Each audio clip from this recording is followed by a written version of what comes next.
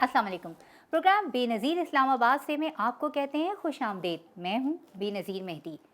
पूरी दुनिया में सियासी रहनुमा अपने तर्ज़ सियासत से अवाम के लाडले या फिर पसंदीदा होते हैं, मगर बदकिस्मती से पाकिस्तान में ये इख्तियार अवाम को नहीं बल्कि इस्टेब्लिशमेंट को हासिल है। हो सकता है मेरी इस बात से बहुत सारे लोगों को इख्तिलाफ हो, मगर मौजूदा हालात के पैराहे में अगर इस बात को देखा जाए तो ये बात 100% दुरुस्त साबित होती है, नज़र आती है, हमें दिखाई देती है बयानात से, सियासी रहनुमाओं से। और कुछ सियासी रहनुमा तो ऐसे हैं कि जो ये तासुर अपने बयानात के ज़रिए लोगों तक पहुंचा रहे हैं कि जैसे जुडिशरी में और इस्टेब्लिशमेंट में एक महाज आराई जो है वो की जा रही है।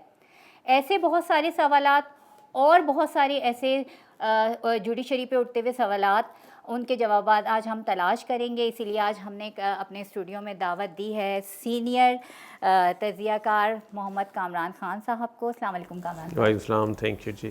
कामरान साहब कैसे हैं आप? अल्हम्दुलिल्लाह, आई एम फाइन। आपने सुन लिया होगा कि बहुत सारे ऐसे जैसे कि फैसल वाडा साहब हैं जो कि मैंने सुन लिया कि आप किस टॉपिक पे बात करने जा रही हैं। फैसल वाडा साहब को मैं हमेशा कहती हूँ कि जो कि मुझे ऐसा लगता है कि अनऑफिशियली जो है वो इस्टेब्लिशमेंट के स्पोक पर्सन बने हुए हैं, और उनका एकदम से सेनेट में आ जाना बग़ैर किसी सियासी जमात के, उनका क्या मोहसिन नकवी का, काकड़ साहब का आ जाना, ये भी एक बहुत सारी इंडिकेशंस हैं। आ जाना शायद आपने बात यहीं से शुरू कर दी, तो वो देखिए वो आ जाना तो कोई मसला नहीं है। वो पहले भी रहे हैं रुकने पार्लियामेंट, सेनेटर रहे हैं, काकड़ साहब पहले भी रहे हैं, मोहसिन नकवी साहब शायद पहली बार बने हैं। आज़ाद हैसियत में। और आज़ाद हैसियत में कैसे आ गए कि जबकि आपकी जो ये सेनेट का इलेक्शन है वो आपको पता है कि ये एक तरह से पार्टी बेस्ड ही होता है। हर पार्टी जो है वो नॉमिनेट करती है, तो ऐसा बहुत कम होता है, ऐसा बहुत कम होता है कि आप जो है ना वो पहले से आप कह रहे होंगे जी हम आज़ाद लड़ेंगे और हम आज़ाद जीत भी लेंगे, और ऐसे ही हुआ। तो फिर देखना ही होता है। हाँ, इसका मतलब ये है कि देखें, आज़ाद का मतलब यह है कि आपका किसी पार्टी से ताल्लुक़ नहीं है, ठीक है। और आज़ाद का ये मतलब भी है कि सारी पार्टियों से आपका ताल्लुक़ है और सारी पार्टियां आपको वोट देंगी। देखें, वोट तो मिलने हैं ना उन्हें। अच्छा, इसमें फिर ये हुआ कि ये आपको मालूम है कि बिला मुकाबला जीते हैं तीनों, बिला मुकाबला जीत गए।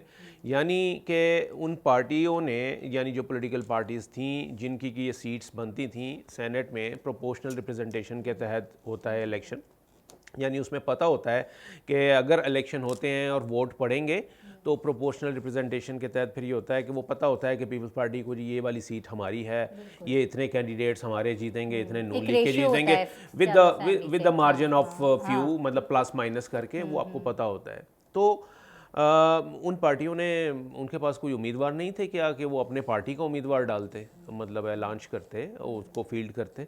लेकिन जाहिर है कि वो उन्होंने कहा ना कि हम आज़ाद हैं लेकिन सारी पार्टियां हमारे साथ हैं, इसलिए कि वो तब पार्टियां आज़ाद नहीं है शायद, सारी अगर इसको ऐसे कह लीजिए। सारी पार्टियों को जो कंट्रोल कर रहे हैं बेसिकली वो हमारे साथ हैं।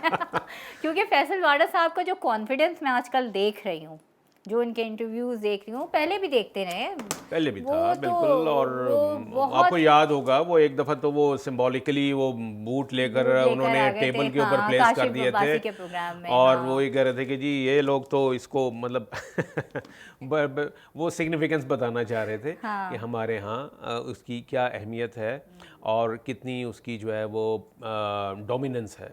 बेसिकली हुआ ये, मुझे जहाँ तक कहानी थी, आप जैसे कह रहे हैं कि आप बहुत सीनियर जर्नलिस्ट हैं और वो सिग्निफिकेंस बताना चाह रहे थे, बेसिकली उनके ऊपर हाथ आया तो बताना चाहते कितनी पावर है, बाकी तो सबको पता ही है कि कितनी कितनी। अच्छा, फैसल वाडा और मुस्तफ़ा कमाल को तौहीन अदालत पर नोटिस जारी हो गया है सुप्रीम कोर्ट से, और उन्होंने ज़ाहिर तनकीद की है, बात की है, जैसे असर मिनल्ला ने इस पर बड़ा नाराज़गी का इजहार किया है। ठीक है, तो मतलब बेसिकली तो उन्होंने तासुर अपनी प्रेस कॉन्फ्रेंस से, दोनों ने, मुस्तफ़ा हो या फिर वो फैसल वाडा हो, दोनों ने ये तासुर देने की कोशिश की है कि जी ये तो महाजराई हो रही है जुडिशरी, नहीं, तासुर किसने देने की कोशिश की? फैसल वाडा ने।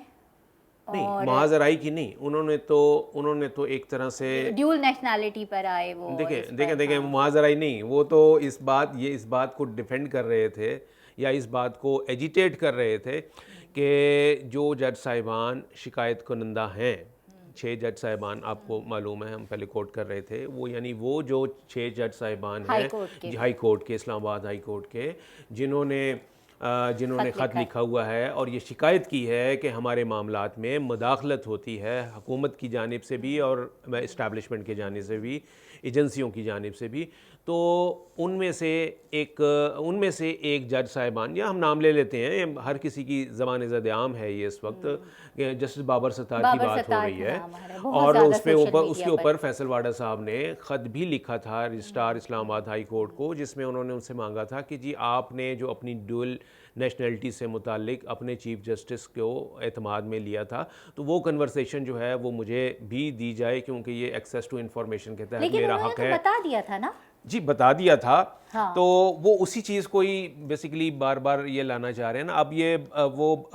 अब ये नुक्ता ये उठाया जा रहा है कि जी अगर आप बाकी लोगों के साथ ये सलूक करते हैं, यानी एक अरकान पार्लिमान के साथ ये सलूक होता है कि अगर वो डुअल नेशनल है तो वो नहीं रहेगा, वो नहीं रह सकता दोहरी शरीयत नहीं रह में। सकता तो उसमें जो इस्लामाबाद हाई कोर्ट के रजिस्ट्रार ने जो प्रेस रिलीज़ या जो जवाब दिया उनके ख़त का ना, तो उसमें उन्होंने कहा कि जी ये जज के ऊपर ये बार नहीं है, यानी उसके ऊपर ये कदगन उनके ऊपर नहीं लगती आइन के तहत। अच्छा, हाँ, आप तो इतने तो और बात भी ठीक है, बात भी ये ठीक है कि आर्टिकल 63 जो है उसमें जो डिस्क्वालिफिकेशन का जिक्र है वो अरकान पार्लियामेंट के लिए है।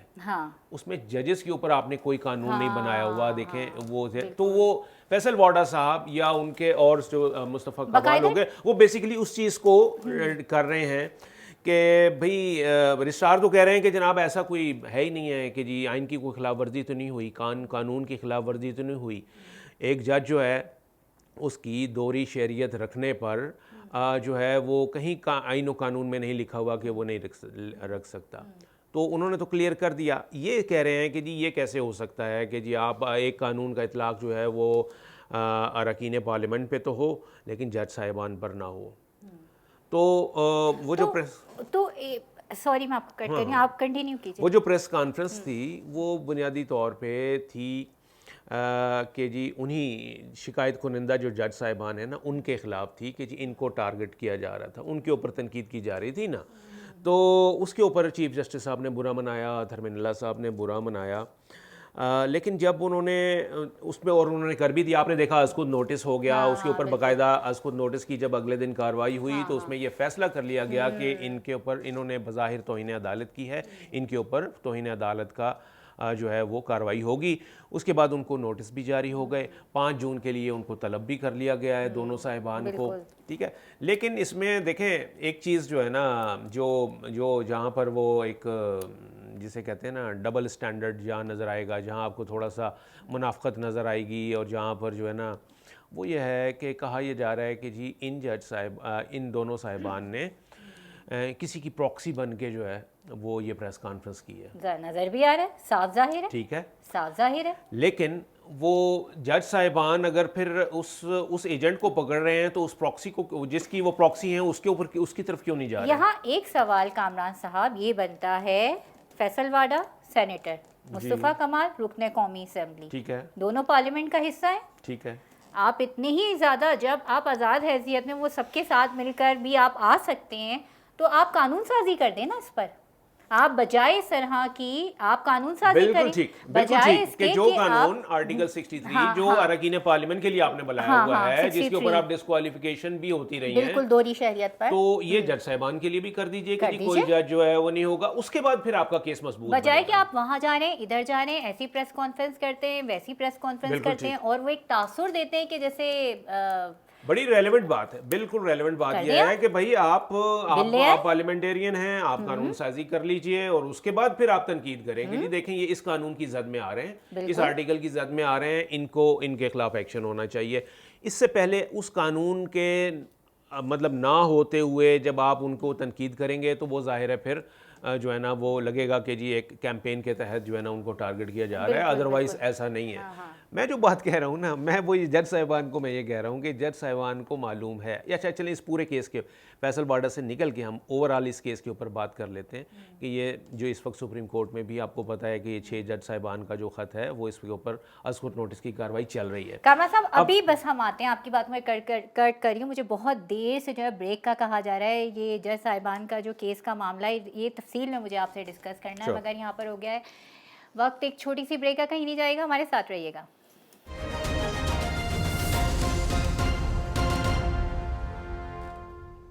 ब्रेक के बाद एक बार फिर कहते हैं खुश आमदेद, और बात हो रही थी 6 जजेस के ख़त की।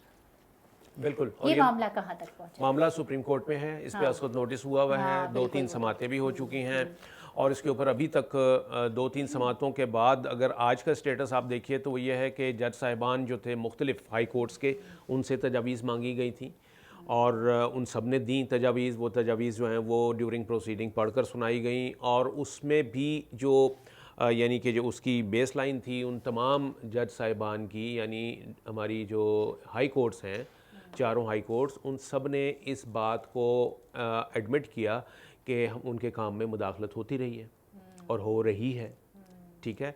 और जिस पर तो आपने देखा होगा कि वो जस्टिस साहब एक जो उस बेंच के सुप्रीम कोर्ट के बेंच के रुकन हैं, उन्होंने ये कहा कि जी ये तो पिछले जब से पाकिस्तान बना है उस वक्त से हो रही है, यानी ये कोई नई बात नहीं है। नई बात यह है कि इसको पहली दफ़ा हम इस स्टेज पे लाके डिस्कस कर रहे हैं और इसको एक्सपोज किया गया है। जी हाँ, तो ये हुआ है। लेकिन अब उस सारी समात में, मैं जो ब्रेक पे जाने से पहले भी ये बात हो रही थी ना कि इस सारे केस में केस क्या है कि जी मुदाखलत होती है अदलिया के काम में, जो कि नहीं होनी चाहिए। कौन करता है ये भी बता दिया गया कि कौन करता है। अब सारी प्रोसीडिंग में अभी तक जो करता है वो अभी तक इसमें अदालत में उसकी हाजिरी नहीं हो सकी।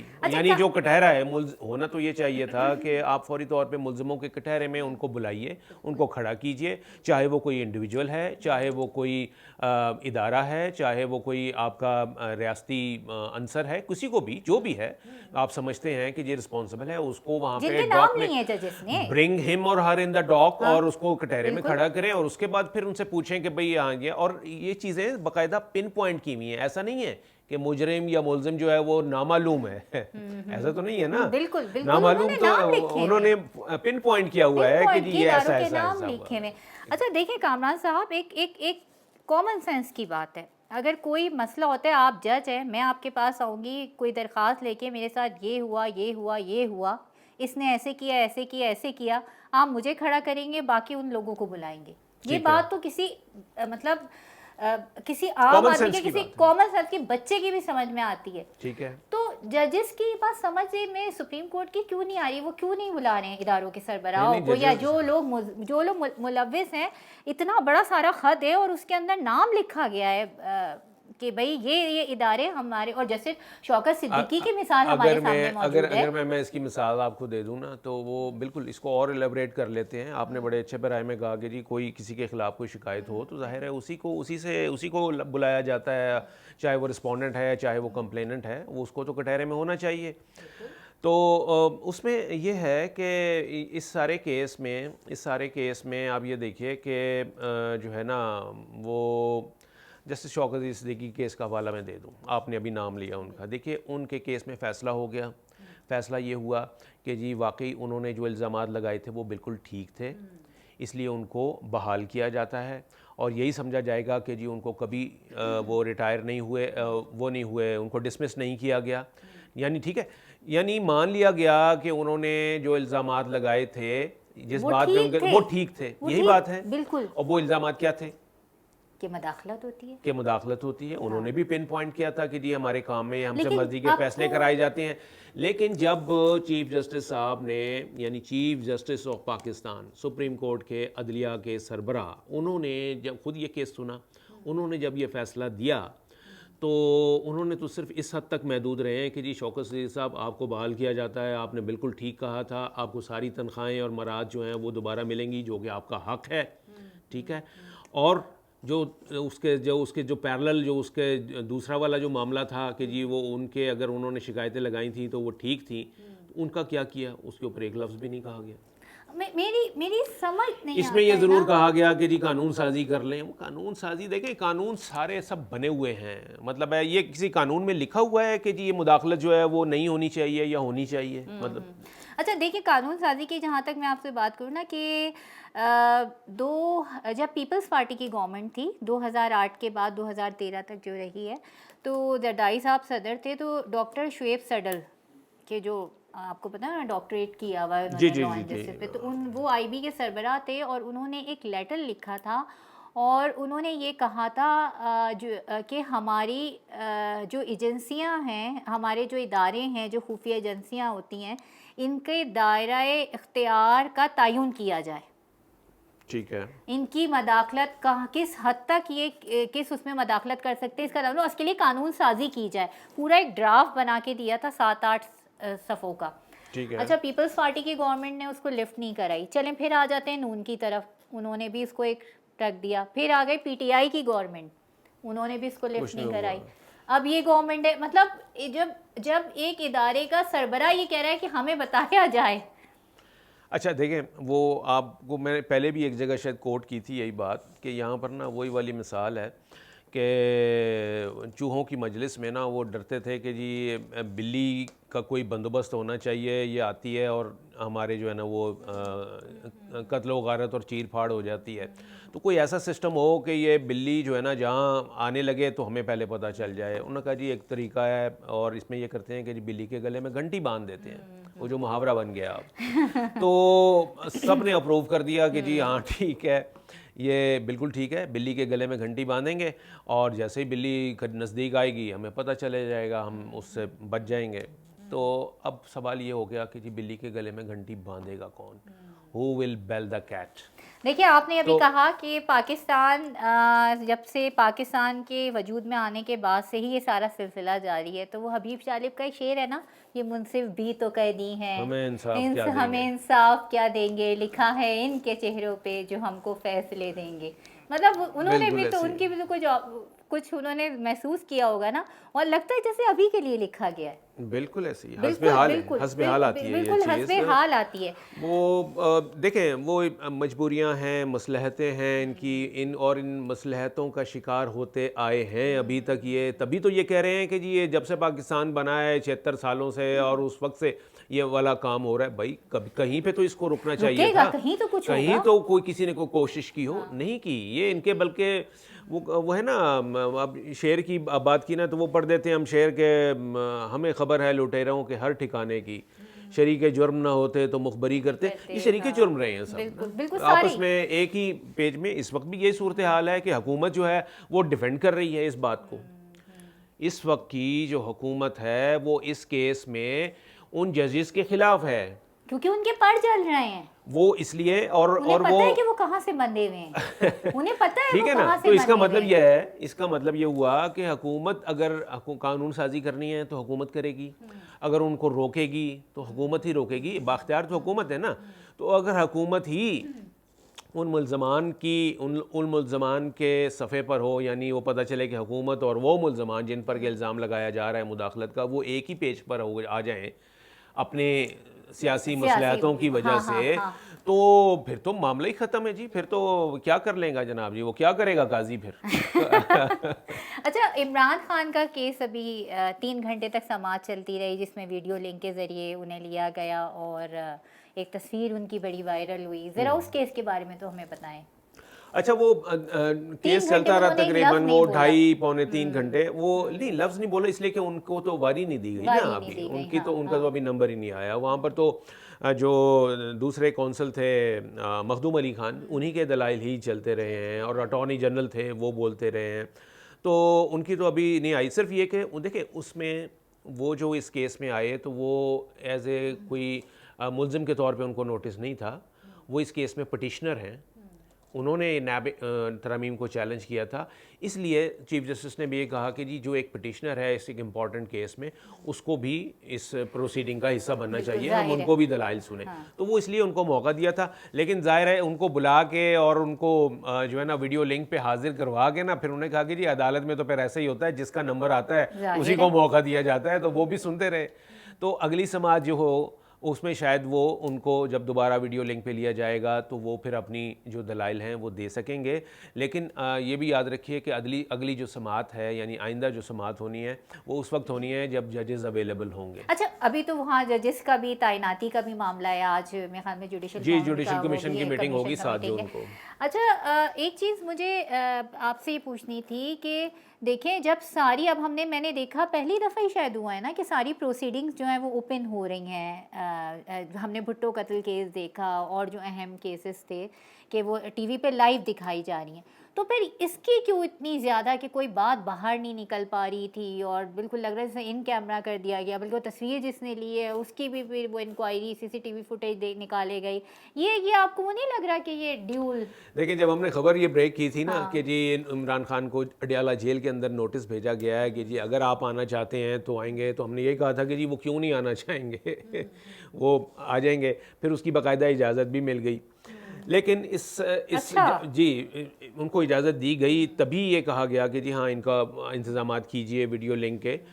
जेल सुपरिटेंडेंट को भी कहा गया कि जी आप इस बात को मुमकिन बनाएं कि उनकी इनको जो है वो उनको वो बजरिया वीडियो लिंक पेश हो सके। लेकिन जब ये फ़ैसला हो गया तो हमें और आपको भी पता था कि वो जो है ना ये इतना आसान नहीं होगा कि आप उनको जो है ना वो टीवी स्क्रीन पे देख सकें। देखें, उनके ऊपर एक अरसा से तस्वीर दिखाने पर पाबंदी है, आप और हम फॉलो कर रहे हैं इस चीज़ को। नाम लेने पर पाबंदी है, हम उसको फॉलो कर रहे हैं।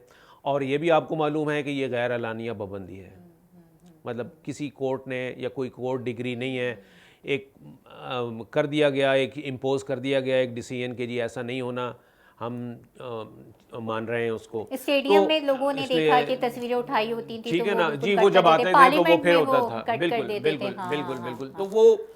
तो वो ये एक हाइप क्रिएट हो गई कि जी ये उस दिन तो बस ये होगा कि जी जो है ना खिताब बानी करेंगे तहरीक और पाकिस्तान जो वो, है ना हाँ वो हाँ जलवा हाँ अफरोज होंगे और ये हाँ होंगे। हाँ हाँ तो हाँ। कम से कम मुझे तो पूरा यकीन था कि जी इट्स नॉट पॉसिबल, ये नहीं हो जाहिर है, वो जो सकेगा, जाहिर पिछली है। बातें मैं आपको बता रहे हैं ना, हम जो जो देखी हैं, उसी सीक्वेंस हाँ में अगर उसी आप सीक्वेंस में देखें तो देखें तो हमें तो हमें समझ पता में था कि आया जी था। ऐसा हाँ नहीं होना। हाँ लेकिन हाँ, सुप्रीम कोर्ट जो है उनको उनको क्या इस बात की थी कि जी वो इस पे पाबंदी लगाते भाई, वो ओपन कि रखते इसको भी।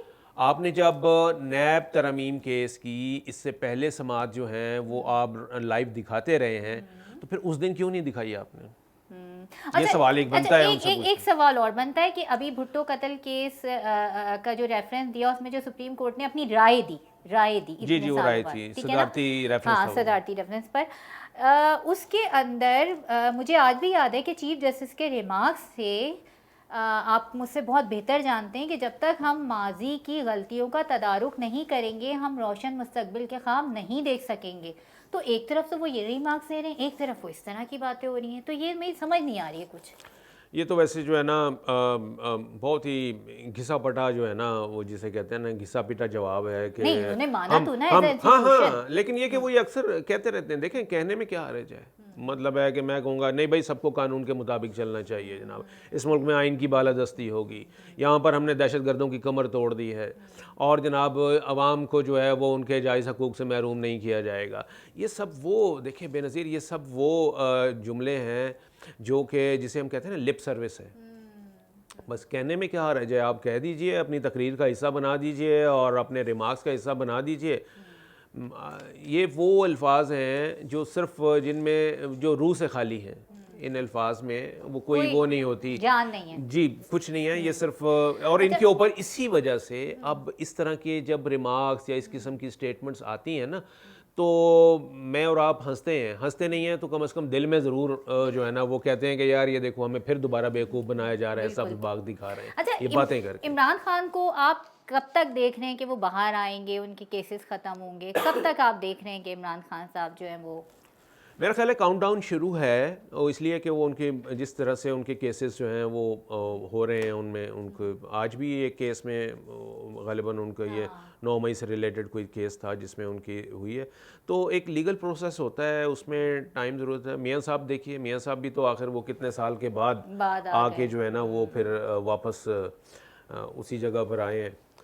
और ये तो जो डायलॉग्स की बात हो रही है इस्टेब्लिशमेंट के साथ, और रऊफ़ हसन साहब कहते हैं कि हम आर्मी चीफ और डीजीआईएसआई के अलावा और किसी से बात नहीं करेंगे बाहर आने के लिए, लेकिन मुझे तो इन बातों में कोई अभी जो 9 मई गुजरा है उसके बाद मुझे कोई इन बातों में सदाकत नहीं लग रही है।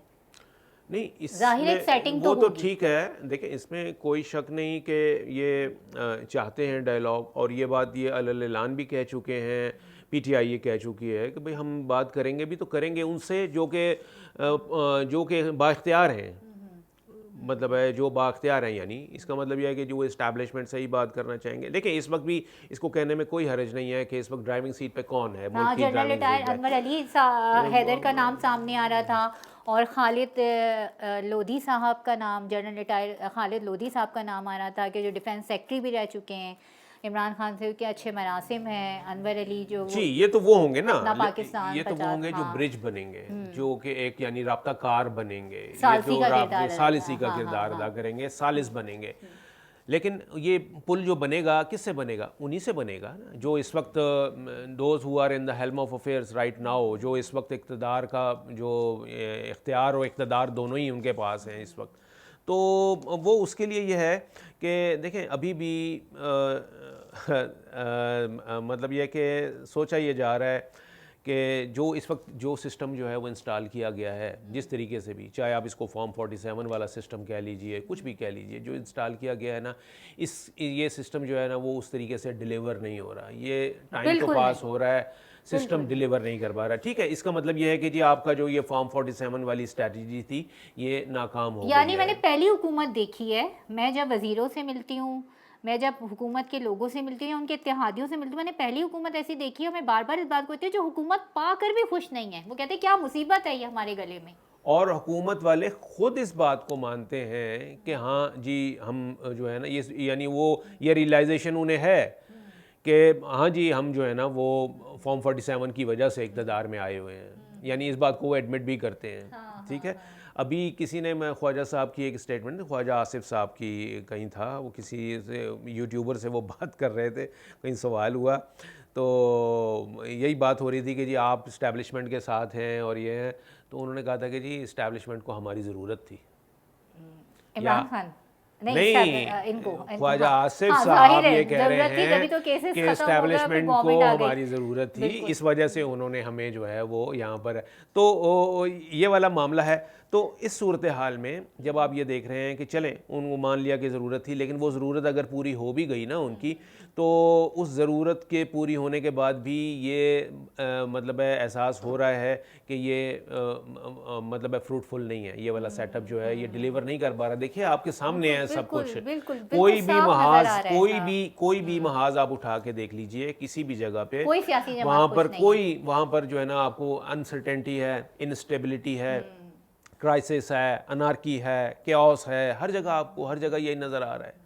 मतलब आप क्या, आप गंदम के ऊपर बात कीजिए, आप फॉरेन फ्रंट पे बात कीजिए, आप अदलिया और इनकी जजों के अंदर बात कीजिए, हर तरफ आपको जो है ना वो एक क्योटिक सिचुएशन जो है ना वो नज़र आएगी जनाब जी। वो तो जब ये वाली सूरत हाल है तो फिर भाई फिर तो ये फिर ये कि नहीं भाई ये तजर्बा भी नाकाम है। अब कोई नया तजर्बा जो है ना वो आप कीजिए, चाहे वो कोई वन मैन रूल वाला हो, चाहे वो सदारती इलेक्शन वाला हो, चाहे वो कोई भी नाम दे दीजिए उसको। बहुत बहुत शुक्रिया कामरान साहब, इतनी तफसीली हमें सारा कुछ बताने का, और ख़ास तौर पर कुछ ऐसी बातें कि जो पोशीदा हैं और उनको समझाने का। आपका बहुत शुक्रिया कि आपने जो है वो आपने मौका दिया, लेकिन वो ये ज़रूर गिला है मेरा कि वो आपने आके ना वो उस टॉपिक वो रखे हैं जिसके ऊपर हम बोलने के बावजूद जो है ना वो हम ये समझते हैं कि हम रिस्ट्रिक्टेड रहे हैं बहुत ज़्यादा। नहीं, मेरे ख्याल में अब लोगों की समझ में आ गया है, और बहुत अब तो इतनी खुल के सामने चीज़ें आ गई हैं कि जैसे मैंने शुरू में कहा कि इस्टेब्लिशमेंट और जो हुक्मरान हैं, चाहे वो जुडिशरी हो, सबको पता चल गया है। मतलब हर बच्चा शायद ये जानता है, और कुछ सोशल मीडिया के थ्रू भी, कि चीज़ें कहाँ से कंट्रोल की जा रही हैं। अल्लाह करे कि पाकिस्तान में अब जो स्ट्रेटजी अपनाई जाए वो आवाम के लिए बेहतर हो, हमारे पाकिस्तान के लिए बेहतर हो। प्रोग्राम बेनज़ीर इस्लामाबाद से मुझे दीजिए इजाज़त। अपना और अपने चाहने वालों का बहुत ज़्यादा रखिएगा ख्याल। अल्लाह हाफ़िज़।